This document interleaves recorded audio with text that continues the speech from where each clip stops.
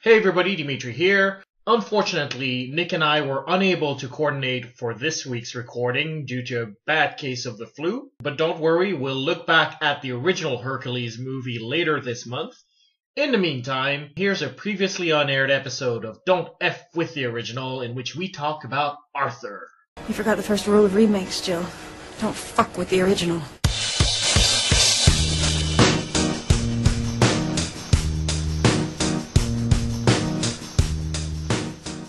Hey everybody, welcome to Don't F with the Original. I am Dimitri, editor-in-chief of Idiomatic.com and movie critic. And I'm Nicholas. I do a video games review for Idiomatic. And today we're going to talk about Arthur. That's a 1981 movie. Directed by Steve Gordon, and written by Steve Gordon as well. Yeah. And of course starring Liza Minnelli and Dudley Moore. Yeah, starring more Dudley Moore than Liza Minnelli, I'd say. Well, yeah, the character of Arthur was actually co-created with Dudley Moore for himself. He needed a vehicle to sort of jump into the movies and pierce the American market, and he created the Arthur character to do that. So it was completely his creation, Steve Gordon. Okay. Now, of course, the remake came out with Russell Brand, and that's what we're going to talk about. We're going to review the original Arthur, and then we're going to talk about a little bit why the remake didn't seem interesting to us, because to my understanding, we both like Arthur the original. Yep, I like it. So Arthur is a kid, a rich family. He's extremely bored with his life. He's just spends his life drinking, and basically to get his inheritance, he needs to marry a girl that he doesn't really like. And at the same time that happens, he meets a poor working class girl that he falls in love with. And he's conflicted. Do I go marry the rich girl and get all this money? Or do I just follow my heart and marry the girl I really like? One key thing that I don't think you mentioned. He's a freaking drunk! Yes, he is a drunk. I'm guessing he's more of a drunk because he's bored with his life. See, I didn't interpret it the same way. Okay. I feel he's more of a drunk because he has no love in his life. Early in a movie, they have a conversation between him and his father, where they're clearly estranged, and they do mention that it all started with their mother. His mother passed away, and they became estranged. And you get the impression of a guy who never really got over his mother's death because it must have happened when he was very young, and his father is not a loving man. Yeah. And they're all kind of stuck up. They're rich, stuck up folk, you know? And so he sort of grew up very lonely without direction, and that's how he fell into alcoholism. Yeah. But he's not a mean drunk, though. He's a lovable drunk. That's what makes the movie, bearable. I mean, sorry, it makes the character bearable, because I usually don't like drunk alcoholic people in my movie, but, he's kind of lovable, which, probably says a lot about Dudley Moore's acting. Yeah, it really is. And it's a weird movie when you watch it today because of that. Because this is a movie where alcoholism has no consequence. Yeah. All the people in his life like him as a drunk. They don't really mind. Like, there's a passing mention from his future father-in-law if he marries the rich girl that he wants him to stop drinking. But that's pretty much the only time it's mentioned. Yeah, and I think it's to make the future father-in-law look pretty bad and mean, because everybody else seems to not mind him being drunk, and you're gonna have to stop drinking, and you don't like that character all of a sudden for wow, he's so mean. Why would he say that? You really couldn't have that today. It's just so politically incorrect, and I was actually surprised watching it that in 1981 it still wasn't necessarily recognized as a problem. Yeah, it's true. We all did, especially at one point in the movie, he's driving his car and drinking alcohol at the same time. And he's obviously drunk when he reaches his destination. It's like, wow, that would never pass today. No way. Yeah. It's one of those things where, like, if my kids were watching it, I would watch it with them to sort of talk a little bit about what's going on in this movie. Yeah, yes. One of the weird things, though, about this movie, apart from the alcoholism, is also the fact that there is no conflict per se. Like, he has a pretty blessed life just for being rich, and it's not one of those movies that tell you it's like the rich have problems too, because he really doesn't. No, he doesn't. The two women that he split between, they're both good women. That's the weird thing about it. Yeah, I had no hatred for Susan whatsoever. The woman, the rich woman he's supposed to marry. She was a very nice person, and she loved him. And he didn't love her, never actually mentioned why. He never actually says why he doesn't love her. He just doesn't. I guess that's enough for us. But she's a very nice girl. Yeah, she's played by Jill Aikenberry, and she has so much compassion for him all the time, and she even says it at their dinner conversation where she goes like, "Look, you'll meet a lot of women, and they'll want to change you, and they'll want you to stop drinking, and want you to stop being you." It's like, I'm not like that. I love you exactly like you are. And you're looking at this, it goes like, I don't see the downside to you marrying him. And again, it's all about Liza Minnelli and Dudley Moore playing it so well that you understand that he's just not interested in her. That's the only problem with her. He likes her. He genuinely likes Susan. He thinks she's a swell person. In fact, at the end when he makes his final decision, he does it in a way that benefits Susan as a way to atone for. Because he realizes that he's hurting a person that's actually generally nice, and he has morals about it. So you can tell he actually likes Susan. It's not a person he disrespects in any way, apart from him calling her an asshole at some point. Yeah. Well, he was drunk. That's understandable. Well, yeah, but even then, when he calls her an asshole, he calls her an asshole for loving him. Yeah. So it's more a reflection of how he feels about himself and how he feels about Susan. Yeah, that's true. But it's all about the fact that Liza Minnelli, he clicks with her, and Susan, he doesn't click with her, and there's nothing else to it. It's just chemistry. Yeah, exactly. Because there's nothing wrong with the girl. Maybe her father is a little bit insane. Yeah. So, but that's just the family. You can kind of ignore the family after a while. And it's all the actors, like, because the screenplay never gives you any reason, like you point out. Yeah. But the actors totally do. You can see that him and Susan, just by looking at them, it wouldn't work out. And him and Liza Minnelli, oh yeah, I can see them having fun together. It's a weird thing. It's just the actors really conveying that when the screenplay doesn't. Yeah, exactly. His butler was also a great character. Oh my god, he's played by John Gielgud. He's amazing. Yes, he's very funny. He's the one that makes the whole Arthur character very likable, because at the beginning Arthur was like, well, he's kind of an annoying drunk, but then his interaction with the butler really made me like both the characters very much. That's what made me get into the movie a lot more. And he's a great character and well played as well. Phenomenal act. Yeah, because they have sort of a father-son dynamic, sort of like Alfred and Batman, essentially. That's a sort of dynamic they have, except with a lot of sarcasm. Yes. You're right. It's really him and the butler that makes you like Arthur so much, because at the beginning of the movie, what they do, they introduce the butler after his first drunken scene, and you finally get introduced to his home life. You're introduced to the butler, and the butler just keeps insulting Arthur, line after line, one snappy insult after the other. It's not like Arthur doesn't know this. He just thinks it's kind of funny, and he's sort of really affectionate about it. Yeah. In fact, Arthur is more about his relationship with the butler than it is about anything else. Yeah. It's Hobson and Arthur is really the relationship that's driving the story. There's the conflict comes from the two women, but the through line and what makes Arthur grow is all related to Hobson. Yeah, that's true. It's such a good screenplay because I don't know if you've noticed, but in that universe, everybody's witty. Like, he goes to the florist. The florist, like, has a snappy response to what he says. He talks to a taxi driver. Taxi driver has snappy responses. He hires a prostitute. Prostitute has snappy responses. Yeah. Everybody's witty in that movie. And that's fun as well. Very funny, he wants his daughter to marry the millionaire because he's kind of in a dump, and he is hilarious, and he'll do everything. He's so shameless about it, too. Yes. Oh, we need to get these kids together. He says to the butler, he really, he wants the money. It's even funny because Hobson has absolutely no patience for the man, which is great. He asks him, go make me tea, and he comes with tea. I don't like tea. Yeah, that's one thing about Hobson is that he's not just sarcastic towards Arthur. He is a jerk towards everyone. Yes. Even the Linda character, and, Arthur gets angry at him, and he realizes for the first time, wow, I got angry to you for the first time because you weren't nice to her, and that makes him realize that he probably really likes Linda. Mm. And it also makes Hobson realize, not just Arthur. John Gielgud has this great facial expression after that where you can see that Hobson realizes, like, oh, this is the first time I see you care about anyone. You must really like that girl, you know? And he's kind of sweet, because suddenly his attitude towards Linda changes as well. Like the butler's attitude changes as well. Yeah. It's a really sweet relationship. It's the crux of the entire movie, and it's absolutely engrossing. It's super cute. And then the movie takes a dramatic turn, and it feels appropriate, Yeah. Okay, anything you didn't like about the movie? Well, one thing that distracted me about was Liza Minnelli.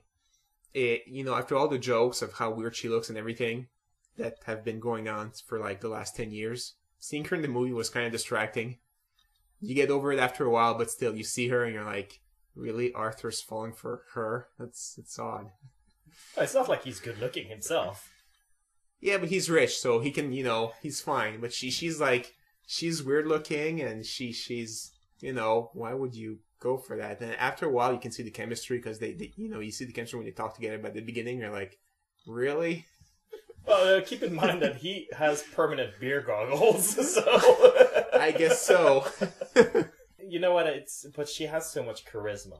It really is not just the chemistry. I think she has so much presence that you can understand how she's sort of a seductive presence. Yeah. I want to get back to one thing that you mentioned, though. The fact that he's not a mean drunk. I think that's really important because I saw Arthur 2 on the Rocks, just a sequel they made about 5 or 6 years later.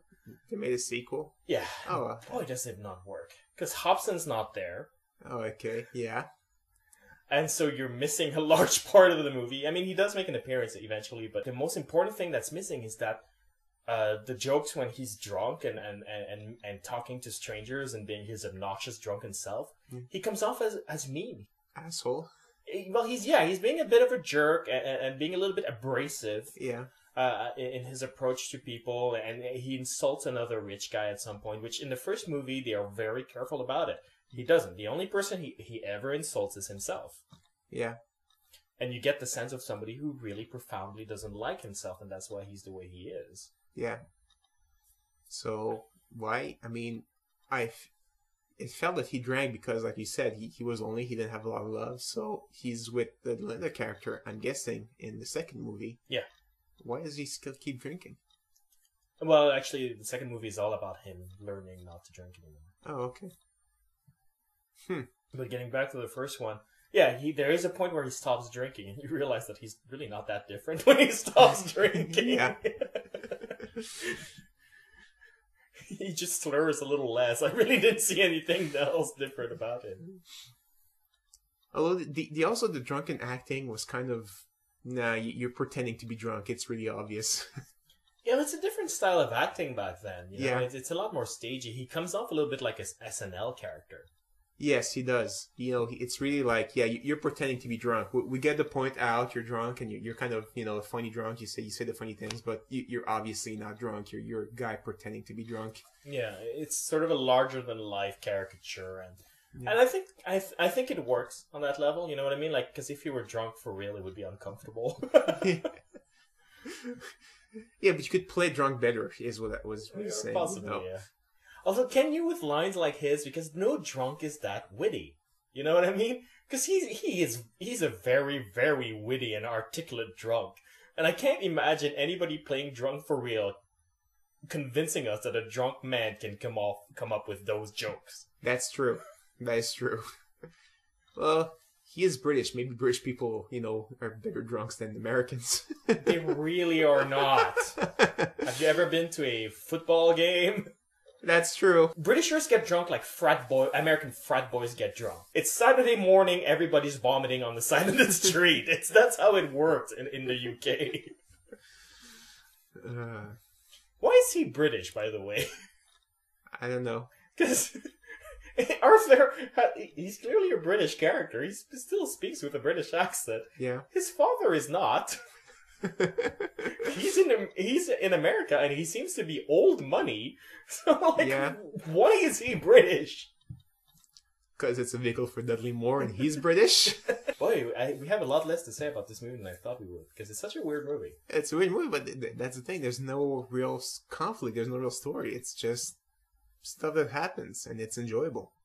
Yeah, and they don't make movies like that anymore. Now it's all the McKee sort of structure, 5-act structure, and somebody must go down at the end and things. It's like in this movie, nobody really stands in the way of Arthur except Arthur himself, really. Exactly. It's Arthur being Arthur, and that's the whole movie. It's him living his life, and he reaches the point where he has to make a choice.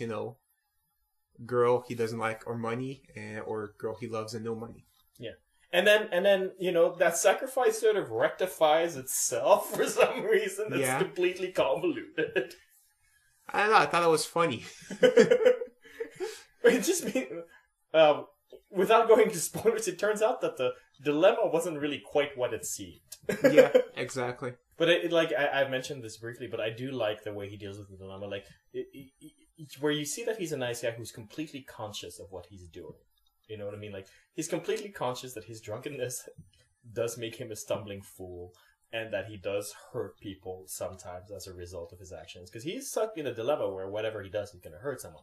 He's either going to hurt Linda or Susan. One of them is going to be hurt. Yeah. Because it is a scene that you see in every movie. The wedding scene. Yeah. And it's in every movie. And every one of these movies end up in the same way, you know? Somebody gets left at the altar, you know? And this is one of those rare movies where that's actually addressed. Where, like, you know, leaving somebody at the altar is not a nice thing. Margine wasn't Spider-Man 2, but... Oh, you can name hundreds of movies like that. Just, you know, you're supposed to, leave the person at the altar. And that's funny, you know, because he's with his true love. Yeah, other people have feelings. Well, not funny, but you're supposed to be all happy with, like, defining moment. It was like, there was a way to do this without being such a jackass to the other person, you know? Yeah, even if you're not the main character, you kind of feel for the other person that gets left at the altar like that. You're like, that's bad. Yeah. No, absolutely. And I feel like Steve Gordon's screenplay, again, addresses that. Where, you know, the characters do something about it the best they can out of a bad situation, and there's an actual effort being made, you know? Yeah. And it's nice. Yeah, you still feel bad for Susan too anyway. I mean, it's, you know, but you realize it's, you know, it's a bad situation, and they're trying to, you know, like you said, make the best of it. Mm. No, it's a really sweet movie. Oh, that's the thing. The music, the theme song. I still have that damn theme song in my head. I know, it stays with you, isn't it? Yes. You know it's a beautiful song, first of all. It's a really nice, beautiful 80s ballad. Certainly one of the better 80s ballads that you can come up with, really. And here's the thing about it. When you hear that music at the beginning of the movie, would you expect, like, this sort of goofball comedy? No, you don't. You expect, like, something a more serious, a more romantic thing, you know. It's not what you expect at all. I know, it's such a weird thing. Like, because usually, you know, especially nowadays where things are a little bit more genre-oriented, a comedy has a goofy pop track, you know? Yeah. And here you're listening to this and you're going like, I'm expecting The Way We Were. And it's a weird song, too, because it was made for that movie, because it talks about Arthur, and you wouldn't see, I don't know if there are many songs like that just made specifically for that movie that had a huge hit like that. Sometimes they would just, normally, I think movies now, they just grab songs that are popular and put them in their soundtracks. That song was made specifically for that movie. And, you know, if you're listening and you don't know, you're listening to the song and you're like, who the hell's Arthur? And so I'm not sure artists would, or, you know, whoever writes those songs would take the risk like that of such a specific song written for a movie like that. That's totally not according with the genre of the movie as well. It's a great choice, though, because it sort of adds a certain layer of somberness to the whole proceedings that the movie kind of needs to have a little bit more weight, because as we mentioned, there's no conflict. Yeah. So that music alone puts you in a mindset where you can look at his, like, clear alcoholism and problem a bit more seriously than the screenplay would have you do. Yeah, exactly. And all these elements, like, they're all sort of playing against each other, and it all works out. It's a weird thing. Yeah. I've not seen it that way, but yeah, I can see it. Yeah. And that song is actually really lovely. Certainly better than the song in Arthur 2 on the Rocks, which was written by Chris de Burgh. Oh, God. And he went for the same style, where it's like a lot softer than it needs to be. Okay. But it's Chris de Burgh, and you're like, ugh. Don't get me wrong, I'm not saying Chris de Burgh is a bad artist. I love his early stuff from the 70s, but like when he went into 80s ballad mode, you're like, oh, I've listened to one song, I've listened to them all. So it sounds like Lady in Red? Yeah! Well, all his songs from that point, after Lady in Red became a huge hit, every song from Chris de Burgh sounds like Lady in Red. Go with what works, I guess. Why fix it if it ain't broken? Unless, you know, you've been repeating it for like 20, 30 years.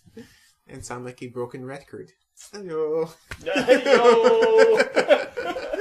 And now the remake. Yes, the remake. Let's talk about the remake. We have not seen the remake, so whatever we say about it, it comes from a complete place of ignorance. We're really discussing what did not attract us about it in terms of the project, not the actual movie. It comes from watching the trailer. Main problem when I saw from the trailers, the actor did not look likable at all. He just seemed like a giant man-child. He was not alcoholic. That you could see from the trailer. So it was just a man acting like a boy. I have millions of dollars. This is what I'm doing. You know, I'm trying to drive a Batmobile now for some reason. It just seemed very, very stupid, and the character did not seem likable to me. And from that, you just lost me. The real thing about Arthur, the original, was that all the characters was likable. If you can't make the character likable for me in the trailer, you lost me. Yeah. In fairness, I mean, it's Arthur's played by Russell Brand, and of course, the problem with Russell Brand is that he's no Dudley Moore. Dudley Moore is an incredibly charismatic and charming figure. He's a great comedian. Russell Brand is a good comedian, but he's not on the same league. So yeah. But the thing with him, though, I didn't take it the same way, because from the trailer you don't see anything, but I don't know. I just assumed because it's Russell Brand that they replaced alcohol with youthful drug abuse, and even as though he's not using drugs anymore, his brain is fried. But you're right about the lovability of the characters. Me was less about Arthur and more about basically how you do a movie today. Because if they're going to update it today, they're going to use that formula we have today. Because the thing to remember about the original Arthur, it came out in 1981. The blockbuster machine, the cinema industry as we know it today, did not exist yet. Star Wars had only come out 4 years before Jaws, 3 years before that. So the blockbuster summer-making machine that Spielberg and Lucas sort of created and transformed cinema through did not yet exist. Okay. So, and you were still in the first wave of filmmakers. When I say first wave, I mean the first wave of filmmakers who actually went into film because they wanted to make film. Because before that, it was people from theater who transferred to film. Okay. So you can feel the experiment in there. There's no real plot. There's no, it's just people doing stuff, and then an arbitrary end happens. Everybody gets to be charming without any structure. But now, the formula has been crafted, and they know that audience get involved in conflict and whatnot, which means that I was more concerned about the Susan character. Yes. Susan is great in the original Arthur because she offers no conflict. She offers a genuine dilemma instead. Yeah, she's so lovable. You're watching as an audience member going like, I don't know who Arthur should end up with because that chick is pretty awesome. Yeah. And I think Jennifer Garner, who's playing the new Susan, is gonna be stuck in a screenplay that's gonna have her be a lot more of an abrasive bitch. Yeah, apparently to reviews I've seen, she is an abrasive bitch. Then Arthur just becomes another romantic comedy as opposed to what made the original Arthur unique. Yeah. I mean, it's just, do I marry the bitch and the money or, the sweet girl I love? It's not even a conflict that, where it's going to go. If you make one of the characters not likable, everybody's rooting for the other one, and you lose what Arthur had. No, I agree. Yeah. I will say, though, Helen Mirren replacing Hobson as the nanny instead of the butler. Yeah. That's great, though, because I like Helen Mirren a lot.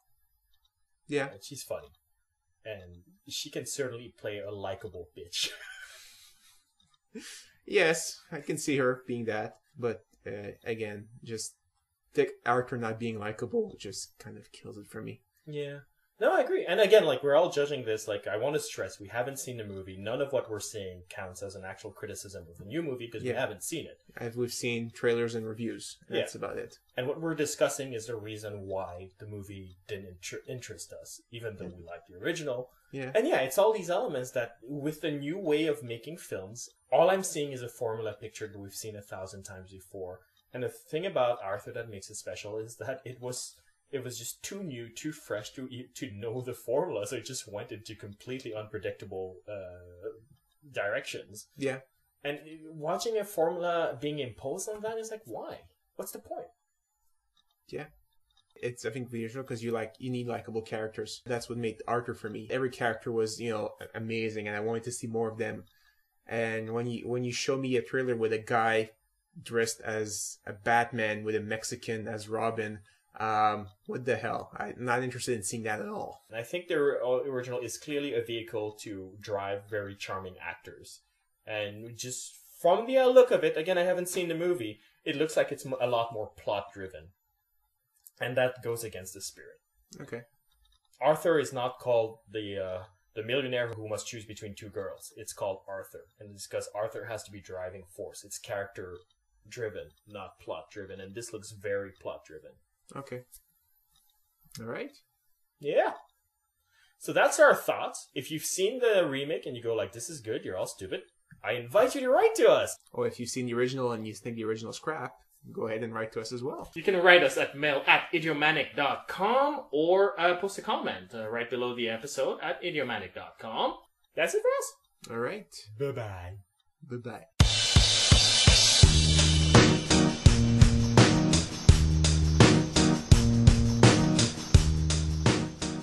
Actually co-created with Dudley Moore for himself.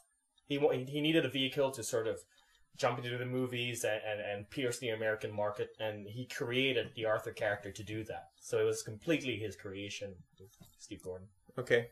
Now, of course, the remake came out with Russell Brand, and that's what we're going to talk about. We're going to review the original Arthur, and then we're going to talk about a little bit why the remake didn't seem interesting to us, because to my understanding, we both like Arthur the original. Yep, I like it. So Arthur is a kid, a rich family. He's extremely bored with his life. He's just spends his life drinking, and basically to get his inheritance, he needs to marry a girl that he doesn't really like. And at the same time that happens, he meets a poor working class girl that he falls in love with, and he's conflicted. Do I go marry the rich girl and get all this money, or do I just follow my heart and marry the girl I really like? One key thing that I don't think you mentioned. He's a freaking drunk! Yes, he is a... Shit with them to sort of talk a little bit about what's going on in this movie. Yeah, yes. One of the weird things, though, about this movie, apart from the alcoholism, is also the fact that there is no conflict per se. Like, he has a pretty blessed life just for being rich, and it's not one of those movies that tell you, it's like, the rich have problems too, because he really doesn't. No, he doesn't. The two women that he's split between, they're both good women. That's the weird thing about it. Yeah, I had no hatred for Susan whatsoever. The rich woman he's supposed to marry. She was a very nice person, and she loved him. And he didn't love her, never actually mentioned why. He never actually says why he doesn't love her, he just doesn't. I guess that's enough for us. But she's a very nice girl. Yeah, she's played by Jill Eikenberry. And she has so much compassion for him all the time. And she even says it at their dinner conversation where she goes like, look. Hey everybody, Dimitri here. Unfortunately, Nick and I were unable to coordinate for this week's recording due to a bad case of the flu. But don't worry, we'll look back at the original Hercules movie later this month. In the meantime, here's a previously unaired episode of Don't F With the Original, in which we talk about Arthur. You forgot the first rule of remakes, Jill. Don't fuck with the original.